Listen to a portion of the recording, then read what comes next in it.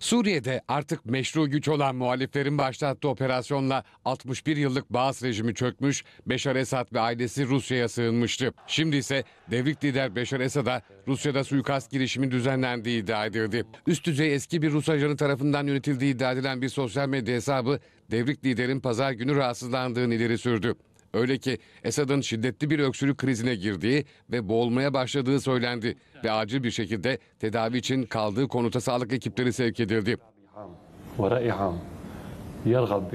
Devrik lider Beşar Esad'a yapılan tetkikler sonucunda vücudunda zehirli maddeye rastlandığı belirtildi. Nefesi tam olarak normale dönmese de durumunun stabil olduğu ifade edildi. Bu iddiayı dile getiren üst düzey eski Rus ajanı, Beşar Esad'a yönelik gerçekleştirilen suikast girişimi başarısızlıkla sonuçlandı dedi.